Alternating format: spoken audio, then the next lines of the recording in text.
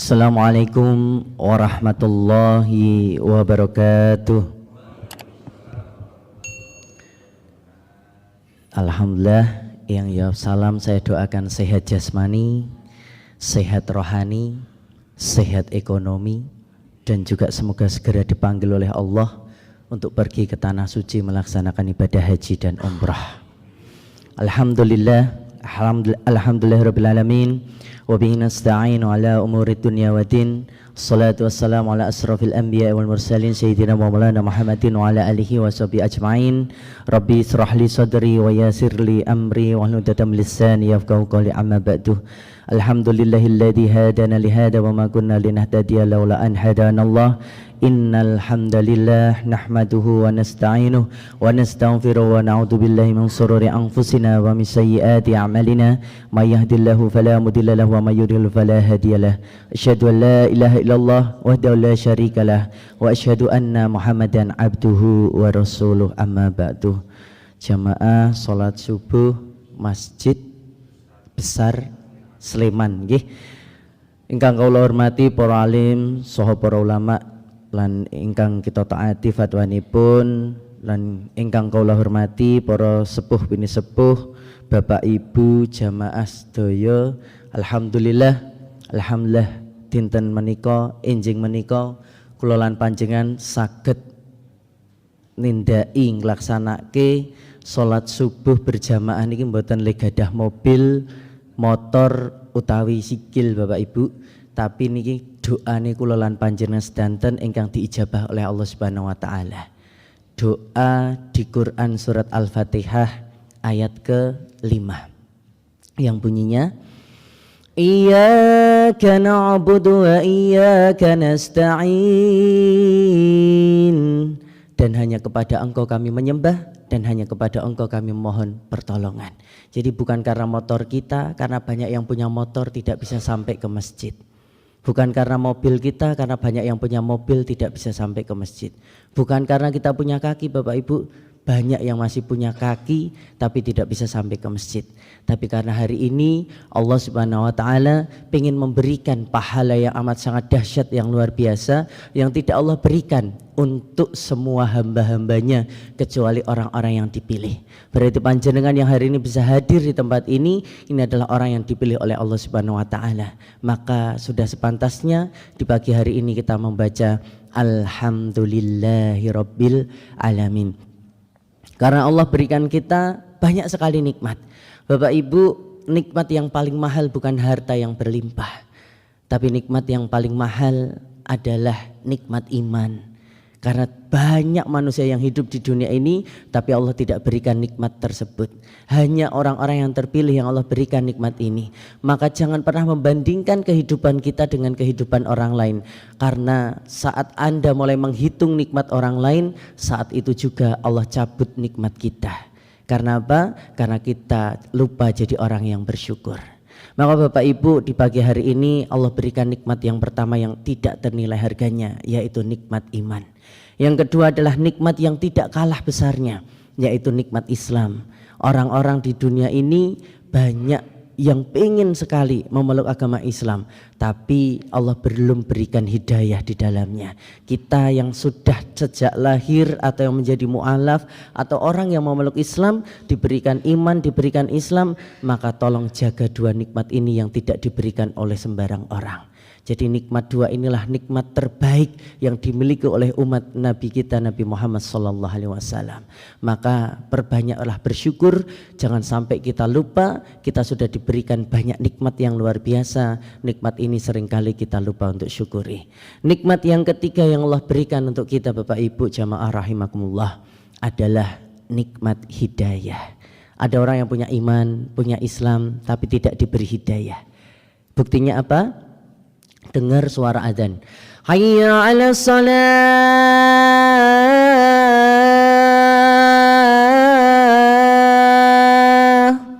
Hanya orang-orang tertentu yang mampu untuk menyambut panggilan tersebut. Padahal Allah undang langsung kita Bapak Ibu. Ya bayangkan kalau dunia ini besok hari Jumat sudah enggak ada azan lagi. Karena harinya sudah kiamat.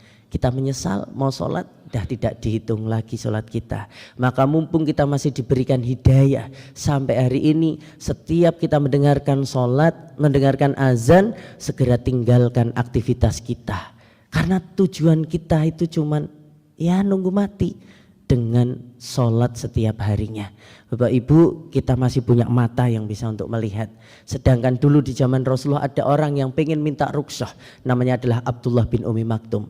Muadzinnya Bilal, penggantinya Bilal, muadzinnya masjid yang saat itu tidak bisa melihat. Suatu ketika beliau mendatangi Rasulullah SAW dan mengatakan, ya Rasulullah, bolehkah hamba meminta rukshoh? Rukshoh apa wahai Abdullah? Saya tidak bisa melihat. Bolehkah saya untuk tidak ikut sholat berjamaah karena keterbatasan saya? Ya boleh. Tapi begitu Bilal azan lalu dipanggil kembali, ya Abdullah, apakah engkau mendengar suara Bilal mengumandangkan azan? Naam ya Rasulullah. Maka wajib bagimu untuk melaksanakan sholat dan siapapun yang mendengar seruan itu meskipun dalam keadaan buta sekalipun. Bayangkan Bapak Ibu, orang buta saja masih diwajibkan untuk sholat berjamaah, apalagi kita yang masih bisa melihat. Nah ini harusnya jadi nikmat yang harus kita syukuri karena kita diberikan salah satu nikmat, yaitu masih bisa melihat di pagi hari ini. Nikmat yang berikutnya adalah nikmat ukhuwah. Maka jangan sampai lupa kita duduk di tempat ini belum pulang bukan karena rakepenak, tapi betul-betul satu hanya mengharap ridho dari Allah Subhanahu wa taala. Yang kedua, niatkan untuk thalabul ilmi fardhatun ala kulli muslim, menuntut ilmu karena itu hukumnya wajib. Maka Bapak Ibu, bagi Anda yang tidak kena mutabir, mundur tanpa berita sampai acara selesai, maka Anda pulang dari sini Allah akan berikan pahala yang dahsyat setara dengan orang yang sholat 1000 rakaat. Bahkan pahalanya setara dengan orang yang menjenguk 1000 orang sakit, bahkan mengantar 1000 jenazah. Kalau Bapak Ibu tahu, satu kali menjenguk orang sakit pahalanya setara dengan 2 qirat atau setara dengan 2 bukit emas Jabal Uhud. Berarti pulang dari sini pahala kita akan dilipat gandakan karena Allah janjikan 2000 bukit emas Jabal Uhud. Apalagi ini masih masuk bulan Muharram nggih. Minha arba'atin hurum, ada 4 bulan yang diharamkan, mulai dari Dzulqa'dah, Zulhijjah, Muharram, ditambah lagi dengan nanti bulan Rajab. Maka Allah tambahkan lagi pahala kita berlipat karena di bulan ini Allah berikan kemuliaan di dalamnya. Maka fabi ayyi ala'i rabbikuma tukadziban, nikmat Tuhan mana yang kita dustakan. Dan nikmat yang kelima adalah nikmat maghfirah, nikmat ampunan. Karena jika ada 2 orang bertemu lalu saling berjabat tangan, Allah akan ampuni dosa kedua orang tersebut sampai mereka berpisah. Jika ingin dilapangkan rizkinya, dipanjangkan umurnya, maka hendaklah menyambung silaturahim. Bapak Ibu, innallaha wa malaikatahu yusholluna 'alan nabi ya ayyuhalladzina amanu shollu 'alaihi wa sallimu taslima. Salawat dan salam senantiasa terlimpahkan pada junjungan kita Nabi Agung Muhammad sallallahu alaihi wasallam sebagai uswatun hasanah, suri tauladan yang telah membimbing kita dari zaman jahiliyah sampai sekarang zaman Facebookiyah, WA-niyah, TikTokiyah, bahkan YouTubeyah. Saat ini seperti yang Rasulullah sudah katakan, tidak akan terjadi kiamat jika waktu tidak dirasa semakin cepat. Pak Bu, cobi berisani jamim pun meh 5:30. Kondur saking mriki mangke jenengan asah-asah ngumbai, nyapu, masak, siram pun adzan luhur. Gek makler sedelet pun adzan asar. Siram meleh mangke ngertos pun adzan maghrib. Gek buka Al-Qur'an entuk orang lebet pun adzan isya. Kok cepet banget, ngerti-ngerti sesuk-esuk pun subuh melih. Wedalipun berkaim pun dipendet kalian Allah Subhanahu wa taala. Rasulullah pun nate ngendika, tidak akan terjadi kiamat kalau waktu tidak dirasa semakin cepat. Lebar niki Bu, ora ngerti, ora sadar, ngerti-ngerti pun bebet Rejab, pun bebet Ruwah utawa Sya'ban. Mangke pun poso melih, Idul Fitri, Dzulqa'dah melih, Zulhijjah melih, ditambah lagi mangke pun lah kok wis Muharram meneh. Karena apa? Waktu sangat cepat sekali. Bahkan Rasulullah menyampaikan tidak akan terjadi kiamat kalau pasar tidak semakin dekat. Tidak perlu ke sebelah Bapak Ibu, di tangan kita ini sudah ada pasar. sudah ada HP yang di dalamnya ini banyak marketplace. Market niku pasar. Maka jangan sampai lupa bahwasanya tugas kita saat ini jangan terlena dengan usia muda, karena syarat mati tidak harus tua. Jangan terlena dengan kesehatan, karena syarat mati tidak harus sakit. Daripada sibuk berlomba-lomba untuk mencari hidup yang enak, tolong persiapkan untuk mati yang enak, mati dalam keadaan husnul khatimah. Kullu nafsin dha'iqatul maut. Setiap yang bernafas pasti akan mati. Bapak Ibu, nepangaken nami kula Ahmad Damar Arifin saking Muntilan, tanggonipun Pak Rifai saking Kidul Sedayu. Kalau wingi di WA janjane nggih niki pun kula persiapan bejang ajeng teng Kairo, tapi nggih tak legake. Bejang soalnya langsung mangke teng Jakarta, terus bejang persiapan untuk take off teng Kairo. Tadi disampaikan pagi ada sedekah subuh. Di sini ada tulisan tidak ada satu hari pun bagi seorang hamba kecuali datang dua malaikat yang salah satu dari mereka berdoa, ya Allah, berilah ganti yang lebih baik bagi orang yang bersedekah. Malaikat yang satu lagi berdoa, ya Allah, berilah kebinasaan bagi orang-orang yang menahan hartanya. Bahkan di Quran surat Al-Baqarah pun disampaikan kurang lebih sama dengan apa yang dituliskan di sini. Bapak Ibu, sesungguhnya agama yang diridhoi oleh Allah hanyalah Islam. Quran surat Ali Imran ayat 19. As-shadaqatu tasuddu sab'i baban minas su'i. Sedekah dapat menutup 70 pintu keburukan. Hadis riwayat Tabrani. As-syaitanu ya'idukumul faqra wa ya'murukum bil fahsya wallahu ya'idukum maghfiratan minhu wa fadla 'ala wallahu wasi'un alim. Setan, Bapak Ibu, niku njanjeke miskin sehingga kita menjadi orang yang fakir dan tidak mau mengeluarkan hartanya dan menahan hartanya karena kita kena penyakit wan. Apa itu wan? Takut mati dan juga takut miskin. Makanya banyak orang-orang saat ini berlomba-lomba untuk golek urip sing kepenak, tapi lupa bahwasanya yang kita bawa bekal kita salah satunya adalah yang kelak akan dimasukkan ke dalam toples ini, Bapak Ibu. Kenapa? Karena ini langsung ditransfer ke rekening akhirat panjenengan menjadi sedekah jariyah yang kelak uang ini ketika seorang hamba nanti meninggal dunia, Bapak Ibu, saat hari kiamat malaikat Israfil dipanggil oleh Allah Subhanahu wa taala. Malaikat Israfil, fil.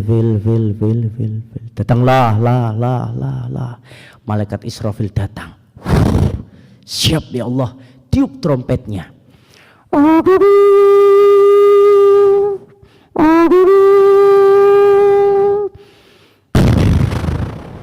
Gunung Merapi jeblok. Merbabu jeblok. Wong-wong do mlayu. Al-Quran sudah menggambarkan peristiwa itu. Mata'allakum wali an'amikum faida ja'atis sohoh. Sohoh itu suara yang memekakkan telinga. Yauma yafirul mar'u min ahi. Orang-orang nanti berlari ketakutan sampai meninggalkan saudaranya. Wa ummihi wa abi. Dan meninggalkan ibu bapaknya. Wa sahibatihi wa bani. Meninggalkan anak dan istrinya. Likullim ri'im minhum yauma idin sya'nu yuhni.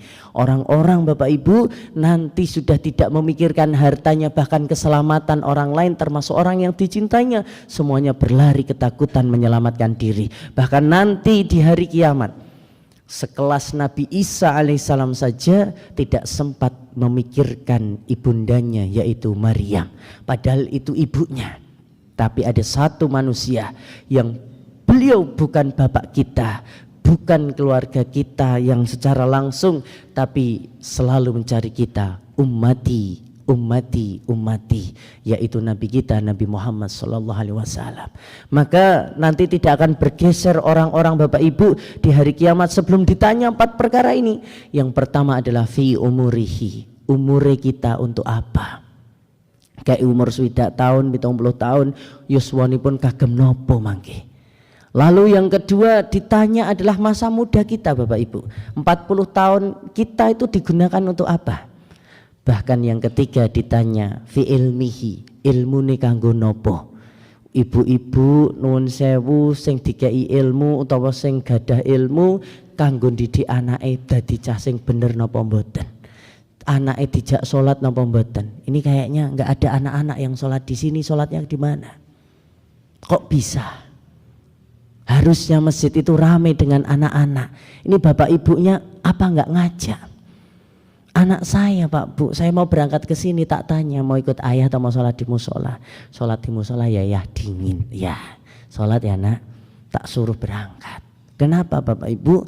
Karena orang itu nanti anak kita mau sergap sholat subuh itu tergantung bapak ibunya.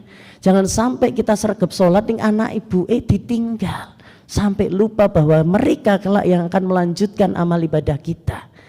Ya, yang keempat ini yang paling berat ditanya adalah harta kita. Entuke saka ngendi digunakake kanggo opo. Nah Bapak Ibu teng mriki. Bondo niku mangke ditakoni ping pindho. Entuke saking pundi digunakake kanggo napa? Beruntung jenengan mangke bondone niki bakal dadi seksi. Karena ini nanti akan jelas-jelas jadi saksi, bahkan bukan niki. Mangke nek niki dicake kali panitia, kalih takmir ana sing dadi sajadah, diperbaikan, kanggo wudu dan lain sebagainya, keset bahkan debu kecil itu Bapak Ibu sing tememplek teng keset niku bakal jadi saksi Anda. Maka beruntung orang-orang yang menginjakkan kakinya di masjid, meskipun nuwun sewu saat ini mereka tidak langsung dibayar di dunia, tapi kelak nanti di akhirat mereka menjadi orang-orang yang beruntung karena ternyata sebesar dan sedahsyat itu pahala yang nanti akan didapatkan. Bapak Ibu jamaah rahimakumullah. Kita saat ini masuk di bulan Muharram harusnya paham betul bahwasannya di bulan Muharram ini amat sangat besar sekali pahala yang di dalamnya kita lakukan amalan-amalan itu. Jadi hari ini Bapak Ibu jangan lupa untuk kita senantiasa mengingat salah satu bekal kita nanti adalah dengan bersedekah. Jemaah rahimakumullah, hari ini saya membaca Al-Quran dan di dalam sini ada satu surat kedua setelah surat Al-Fatihah, yaitu surat Al-Baqarah. Kenapa kok surat Al-Baqarah ditaruh di nomor 2 setelah surat Al-Fatihah, yaitu Ummul Kitab Bapak Ibu? Pasti ada sesuatu hal yang spesial di dalamnya. Karena apa? Karena ternyata Bapak Ibu, zakat, infak, sedekah itu amat sangat besar sekali perhatian Allah di dalamnya. Zakat berasal dari kata zakah yang artinya suci, berkembang dan berkah. Muslim yang memiliki harta mencapai nisab dan haul diberikan kepada kelompok yang berhak asnaf zakat sebagaimana tercantum di dalam Al-Quran. Dan zakat dibagi menjadi 2, ada zakat fitrah dan zakat mal. Yang kedua adalah infak, yaitu mengeluarkan sebagian harta untuk kepentingan yang diperintahkan oleh Allah Subhanahu wa taala, baik wajib maupun sunnah, karena infak lebih luas daripada zakat karena tidak terikat dengan nisab ataupun haulnya. Sedangkan sedekah itu adalah pemberian sukarela yang tidak terbatas hanya pada harta, tapi bisa berupa tenaga, senyuman, ilmu, bahkan pikiran dan ide kita. Nabi SAW bersabda, senyummu kepada saudaramu adalah sedekah. Jadi Bapak Ibu jamaah rahimakumullah, jangan lupa bahwasanya zakat, infak, sedekah ini disebut oleh para ulama sebagai ibadah maliyah ijtimaiyah, yaitu ibadah yang punya dampak ekonomi sosial yang berfungsi strategis. Bapak Ibu, kita tidak pernah tahu bahwasanya sedekah subuh ini dampaknya luar biasa, bukan hanya kita tapi juga untuk warga sekitar. Di sana tadi saya baca sedekah duafa. Ini luar biasa, masjid nggatekke duafa. Jangan sampai masjid dibangun mewah, megah, ning kewetengan ana cah yatim duafa, fakir miskin ra digatekke. Justru fungsi masjid itu adalah untuk nggatekke mereka. Saya juga ngelola musola Bapak Ibu. Musola saya di kampung. Kami punya database 60 duafa. 14 janda miskin, 29 anak yatim, 14 piatu, dan 6 yatim piatu yang setiap saat beberapa bulan ya, 3 bulanan kita berikan santunan, bukan hanya pas Muharram saja. Ada yang kita berikan beasiswa untuk anak-anak yang masih menempuh jenjang pendidikan sekolah dasar. Karena apa? Kami ingin musola atau masjid itu hadir sebagai solusi kebutuhan umat. Bapak Ibu, kalau kita tahu ya, hidup kita ini tujuannya ada 2, jangka pendek dan jangka panjang. Jangka pendeknya adalah fid dunya hasanah, dan jangka panjangnya adalah wafil akhirati hasanah. Dan jangka ini kita butuh alat Bapak Ibu. Alat kita ini nggak main-main, yaitu tangga untuk naik ke atas loteng. Tujuan kita fid dunya hasanah wafil akhirati hasanah, kita butuh alat namanya 2, yaitu amwal dan juga anfus. Di Quran surat At-Taubah ayat 111 disampaikan jabatan, wewenang, konsep, skill, keahlian ataupun kemampuan ini disebut sebagai anfus. Jenengan dadi takmir, punya ide ngelola masjid untuk kemaslahatan umat, ini adalah anfus kita. Jenengan jadi marbot untuk ngeresiki masjid dan lain sebagainya. Dan ibu-ibu jangan pernah menyepelekan profesi bersih-bersih masjid. Kenapa? Karena di zaman Rasulullah ada seorang wanita tua yang sampai nembung kali Rasulullah, ya Rasulullah, saya ini tidak punya tenaga seperti laki-laki. Bolehkah saya ikut nyapu ngresiki mbelek manuk wonten Masjid Nabawi? Nggih, boleh. Namanya adalah Ummu Madyan. Ibu ini suatu ketika Bapak Ibu meninggal dunia. Di malam hari Rasulullah ketika sedang istirahat, para sahabat tidak berani membangunkan Rasulullah karena takut mengganggu. Ibu ini akhirnya dimandikan, disolatkan dan dimakamkan di makam baqi. Beberapa hari kemudian sang ibu ini tidak pernah terlihat lagi oleh Rasulullah, sampai ditanya, mana tukang bersih-bersih, ibu-ibu yang biasanya bersihkan di sini. Maaf ya Rasulullah, beberapa hari yang lalu beliau sedo. Terus jenengan nembe istirahat kula mboten wantun gugah nendi makame. Sampai akhirnya Rasulullah datang spesial ke makam ibu tersebut dan mensolatkan di atasnya. Lalu beliau mengatakan, wahai para sahabat, ibu ini mlebu swarga gara-gara mbelek. Mbelek Bu, dadi sebabe wong mlebu swarga. Jadi aja nyepeleki, lebu sing jenengan nuwun sewu resiki, mbelek pitik sing tememplek teng teras masjid sing jenengan dengan sabar ngresiki ramasan dadak sambat, pitike sapa rane?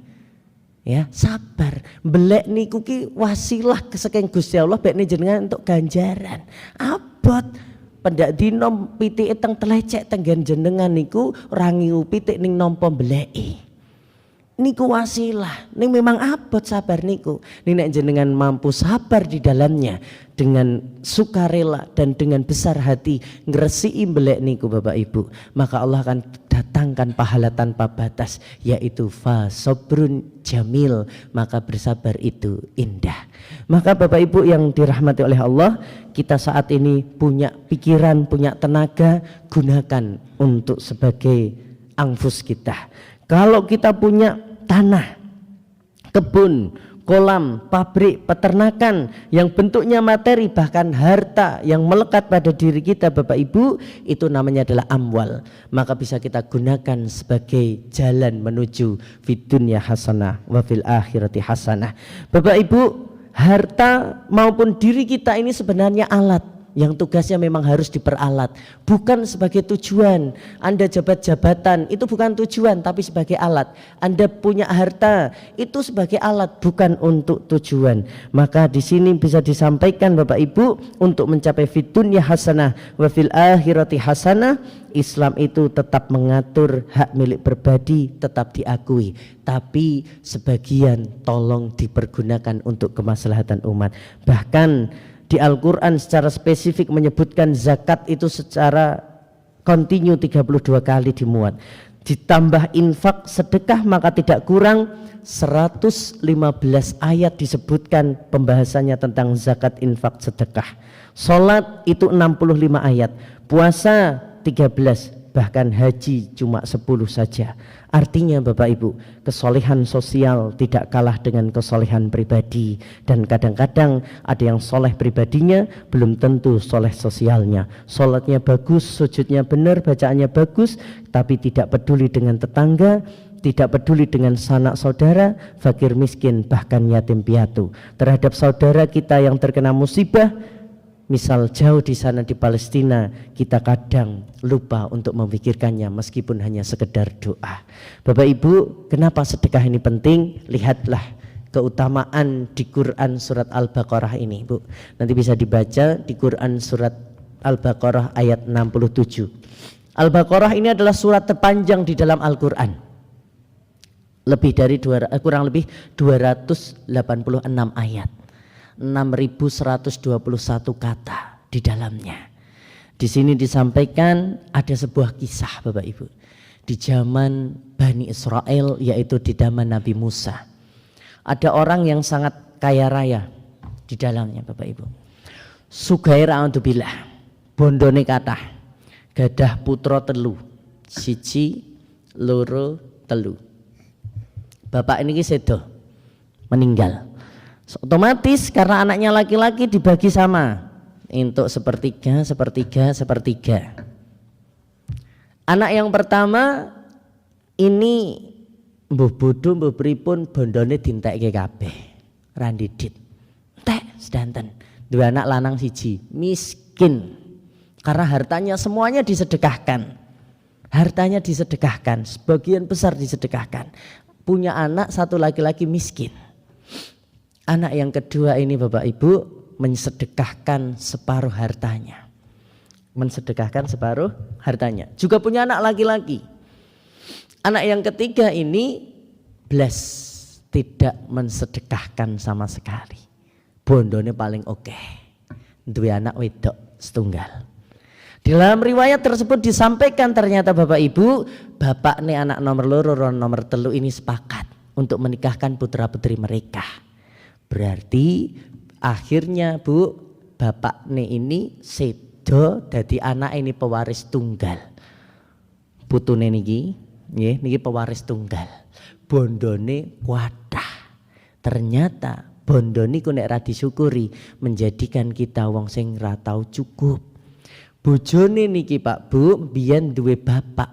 Bondone ra tau disedekahke, isih akeh magrong-magrong. Ternyata setan masuk di dalam hati anaknya ini atau mantune sik niki. Yuk ngomong. Kowe pengen bondo luwih akeh pura. Nek pengen patenono wae bapakmu mara tuwa. Terhasut-hasutan setan, maka dia punya rencana jahat untuk menguasai harta bapak mertuanya. Akhirnya pada malam hari Bapak Ibu, ternyata anak menantu ini tega meracuni yaitu bapak mertuanya. Meninggal dunia dan dia berharap bahwa hartanya akan segera dikuasai dan hartanya akan berlimpah-limpah. Maka saat itu terjadi peristiwa bapaknya yang meninggal ini Bapak Ibu dibuat di antara perbatasan yaitu dua kabilah Bani Israel. Jadi zaman dulu itu Bani Israel ini ada 12 kabilah.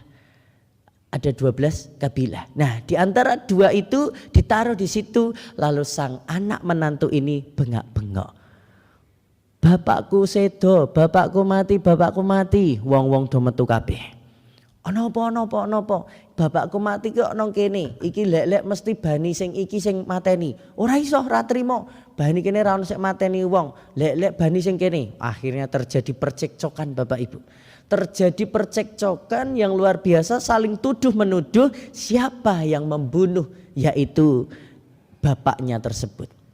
Akhirnya datang orang tua yang saat itu mendatangi mereka, memisah dan melerai. Bapak-bapak di Ngapura, bukankah telah diutus di antara kalian Nabi Allah yang bisa dimintai pertanggungjawaban ataupun saran? Karena zaman dulu mereka radong iman karo Nabi Musa alaihissalam Bapak Ibu. Maka saat itu wong-wong setuju, lalu datanglah ke Nabi Musa alaihissalam. Nah, Di sini kisahnya dimulai Bapak Ibu.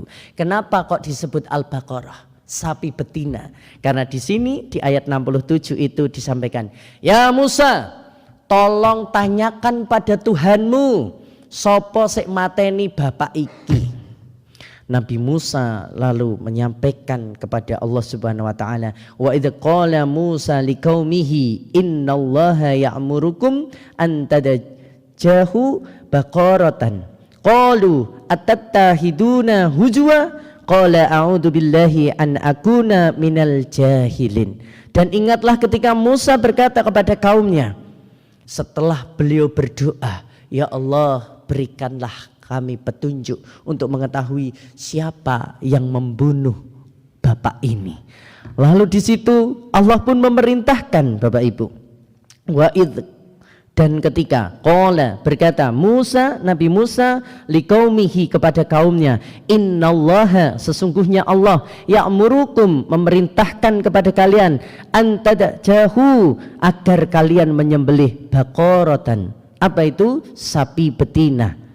Lalu orang-orang aneh, mereka berkata Bapak Ibu, qalu atattahiduna huzwa, he Musa, apa kowe ngejek aku? Apakah kamu memberikan kami ejekan? Qala, lalu mereka berkata, lalu Nabi Musa berkata, a'udzu billahi an akuna minal jahilin. Aku berlindung kepada Allah bahwa aku menjadi termasuk orang-orang yang bodoh. Apa yang terjadi saat itu?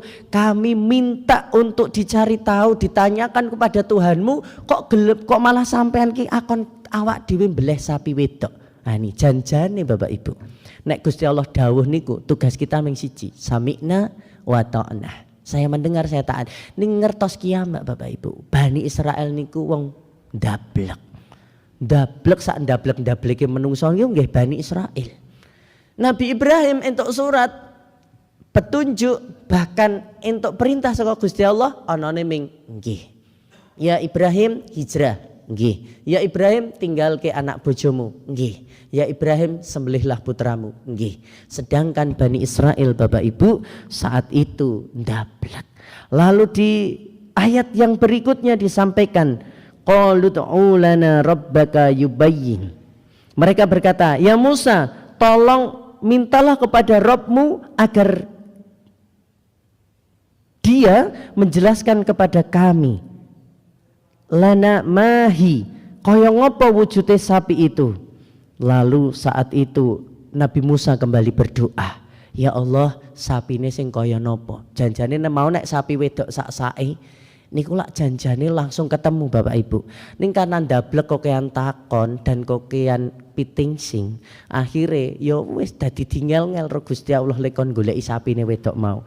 Lalu Allah pun mengatakan qala innahu yaqulu innaha baqaratun la faridun wala bikrun awanun baina dzalika faf'alu ma tu'marun. Saat itu disampaikan, Allah berfirman, innaha, sapi itu baqaratun, sapi betina, la faridun, sing ora tuwa, wala bikrun, dan ora enom. Nah ruwih angel iki, mau janjane entuk sapi wedok sak-sake iki kon golek sapi sing ora tuwa ning ora enom, sedengan. Ngawanun alias pertengahan, baina dzalika, tengah-tengah di antara itu. Faf'alu, maka lakukanlah kalian ma tu'marun, apa yang Allah sudah perintahkan untuk kalian. Maka saat itu mereka ora ndang golek sapi itu, malah isih takon, ya Musa iki kok malah saya angel, jal takokke meneh karo Gusti Allah, sapine sing kaya ngopo meneh sing bekne aku ki mudeng. Walah iki wong Bani Israel niku jan ndablek setengah urip. Lalu Nabi Musa pun kembali berkata kepada Allah, ya Allah tolong berikan petunjuk kepada kami seperti apa sapi ini. Lalu Allah pun menjelaskan, Rabbaka yubayyilana, Rabbmu menjelaskan kepada kalian, ma launuha, warnane, qala innahu, lalu Allah berfirman, innaha baqaratun, sapi betina itu safra'u, kuning, faqi'un, tua, launuha, warnane, tasurrun nadirin, menyenangkan jika ada orang yang melihat atau memandangnya. Sapine ora tua, ora enom. Terus sing luwih berat Bapak Ibu, warnane kuning keemasan, ora kuning ya ora coklat. Ning nek wong delokke kuwi seneng. Saiki lare goleki nendi. Saya angel, saya mumet ya gara-gara mereka sendiri. Ya Musa, kok tambah angel perintah saka Gusti Allahmu iki? Jal-jalukke takokke, apa meneh kira-kira sapine kuwi bekne aku kok iso le goleki pas. Lalu di sini disampaikan Nabi Musa mengatakan, "Ya Allah, qalu ta'u lana rabbaka yubayyin lana ma hi." Sapine kuwi kaya ngopo ya Allah? Innal baqara tasabaha alaina. Sapi itu ternyata masih samar bagi kami. Wa inna insyaallahu lamuhtadun. Jika Allah menghendaki pasti akan mendapatkan petunjuk. Qala innahu yaqulu innaha. Lalu Allah pun berfirman, sesungguhnya sapi tersebut baqaratun, sapi betina, la dalulun, tidak pernah dipakai, tusiru, bajak sawah utawa ladang, al ardo niku tanah, wala taski, dan tidak mengairi al harsa, tanaman, musalamatan, sehat, la siyata fiha, tidak ada belang padanya. Lalu mereka berkata, alah saiki aku wis rodok mudeng sapine kuwi nendi, tak golekane. Sapi itu Bu dicari dan terus dicari, ketemu ning suwe. Bapak Ibu masih ingat dengan bapak-bapak yang mensedekahkan harta semuanya ini? Ternyata dia punya anak laki-laki dan diberikan warisan, satu-satunya warisan yaitu sapi wedok. Yang nanti sapi itulah yang dicari oleh orang-orang Bani Israel tadi. Maka sapi itu ditempatkan di tanah yang jauh sekali Bapak Ibu. Wong nyerak kuwi sapine mesti mlayu. Ra iso dicekel karena sapinya liar. Mingkaro ibuke, maka saat itu ibunya mengatakan, "Le, bapakmu mbiyen ninggalke sapi wedok siji. Sapine neng lalas sebelah kono." Lah mbok, sapine sing kaya ngopo? Pokok men kowe nek neng alas kono engko weruh sapi, sapine kuwi bakal mara nang nggonmu. Lah kok ngerti aku, mergane rupamu persis kaya sapi. Mboten nggih.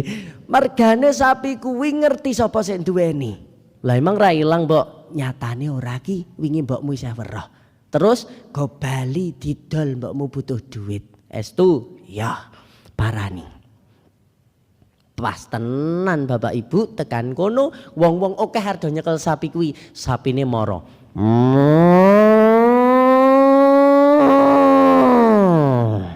Marani bocah kuwi mau. Lho, kok mara? Kowe gelem tak jak bali? Ya. Ora moh meneh ning yo. Karena nek moh berarti ra gelem, ya. Maka saat itu Bapak Ibu sebelum kita akhiri sapi ini akhirnya berhasil dibawa pulang. Mbok, sapi ini wis tak go bali. Tulung didol 8 dinar. Aja punjul, aja kurang. Oh nggih, manut bocah niki. Mergane napa? Soleh banget karo si mbok niki. Moro. Malaikat pun 2 turun diutus oleh Allah Subhanahu wa taala menjelma menjadi wujudnya manusia lalu ngenyang sapi ini. Lah ngenyang pinten, Bu? Murah. Fulan, sapine arep didol apa ora? Nggih, pira?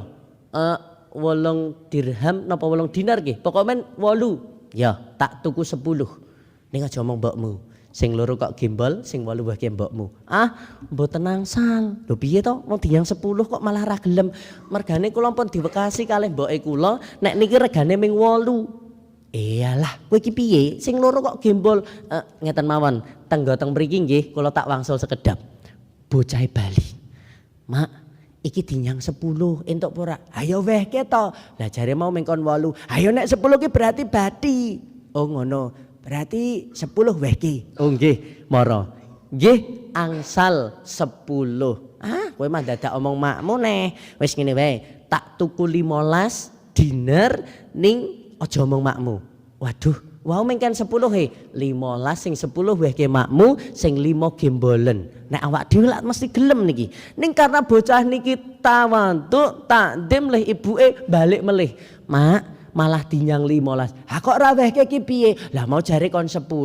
Wis teko lek wehke. Mah bingung bocahe moro. Angsal 15 rasido tak tuku. Aku emang dadak omong makmu, omong syarate rasa ngomong makmu kok. Terus pripun gawanen bali meneh. Lah kok malah dibeto wangsul pripun wong ajeng kula sate.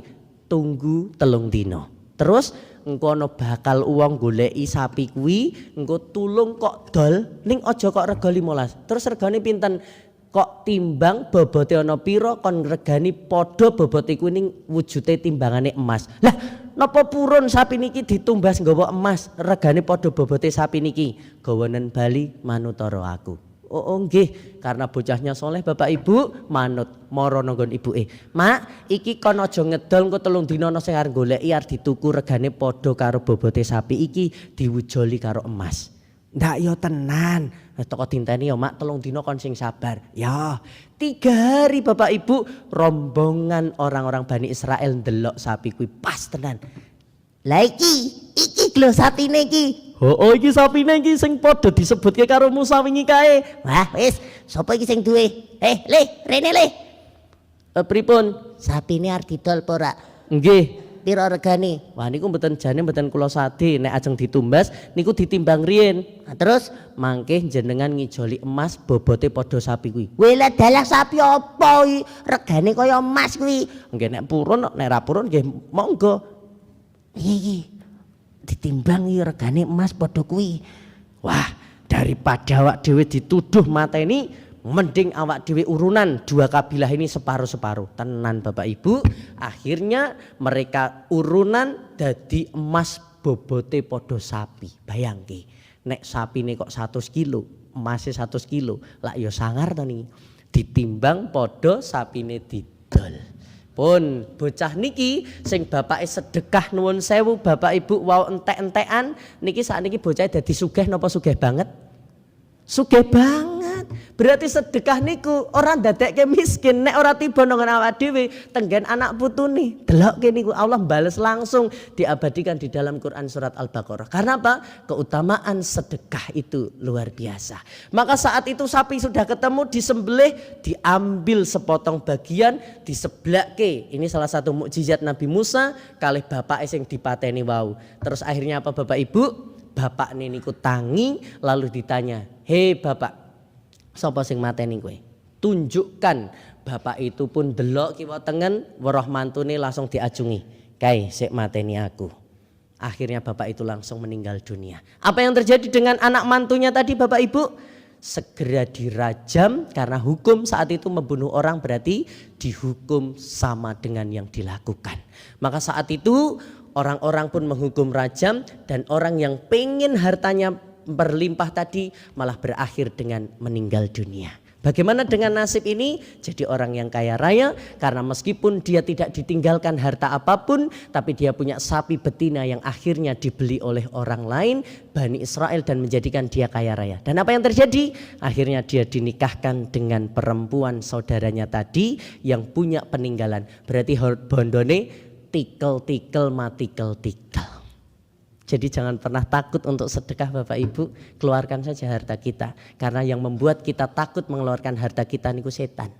Sedangkan Allah menjanjikan tidak ada sejarahnya orang miskin gara-gara bersedekah. Saya sudah buktikan sendiri sampai hari ini Bapak Ibu. Nggih, karena apa? Karena sedekah itu pembuka pintu rizki. Jadi nek pengen dadi wong sugih syaratnya bukan nabung tapi zakat, tapi infak, tapi sedekah, umroh, haji. Karena tidak ada sejarahnya orang pulang umroh atau haji malah miskin, tapi malah Allah berikan keberkahan untuk hartanya sampai berlipat-lipat. Nah, mungkin itu Bapak Ibu, tidak banyak yang saya sampaikan. Pun suruh ya Pak G? Oh kurang 5 menit. Oh nggih, nggih, tambahi sekedap melih nggih. Jadi Bapak Ibu, Allah itu tidak pernah mengingkari janjinya. Maka saat itu Nabi Musa ya setelah menyingkap siapa yang membunuh itu lalu disampaikan bahwasanya Bapak Ibu di sini harta ataupun Sedekah ini keutamaannya tidak perlu diragukan lagi. Maka ketika ada kotak ini ataupun toples ini tuh bukan masjid yang minta, tapi ini adalah cara Allah menyelamatkan Anda nanti di akhirat, salah satunya dengan ini. Jadi ini nanti bisa di rumah Anda, itu tidak lain tidak kecuali karena Allah yang meridhoi. Karena kalau tidak Bapak Ibu, ra mungkin ini neng omah. Karena apa? Allah tidak menginginkan kebaikan ada di rumah Anda. Tapi nah ini keono neng omahin jenengan, berarti di situ Allah menginginkan kebaikan hadir di rumah Anda, meskipun lewat 500 rupiah Anda lebok ke di sini. Pak Bu, rasa mikir ini beban 500, tapi Anda masukkan rutin setelah sholat subuh Bapak Ibu, maka itu jauh lebih penting. Karena yang paling berat itu adalah fastaqim kama umirta, istiqomah dalam kebaikan. 500 sesasi pendak dino sing jenengan lebokke niku luwih gede tinimbang 5.000 sing jenengan lebokke ming sepisan sesasi. Karena nek 5.000 sepisan ya sesasi ming ketemune 5.000, ning nek 500 sesasi ketemune 15.000. Berarti istiqomah itu adalah hal yang paling dicintai oleh Allah Subhanahu wa taala. Karena Allah tidak melihat besar kecilnya, tapi adalah keistiqomahan kita. Maka Bapak Ibu, di sini saja sampai Allah abadikan dalam Quran ya, bahwasanya yang namanya sedekah itu ya, keutamaannya ini sampai dibuatkan sejarahnya di Al-Quran lewat wasilah sapi betina. Jadi sekarang sudah tahu kenapa kok namanya sapi betina, ya karena ada keutamaan sedekah di dalamnya, seperti yang sudah dilakukan oleh si bapak yang tadi nyedekah ke kabeh dan ninggali siji sapi wedok cilik. Ternyata sapi itu nanti akan jadi warisan satu-satunya yang dihargai sejumlah emas yang harganya sama, yang bobotnya sama dengan bobot sapi tersebut.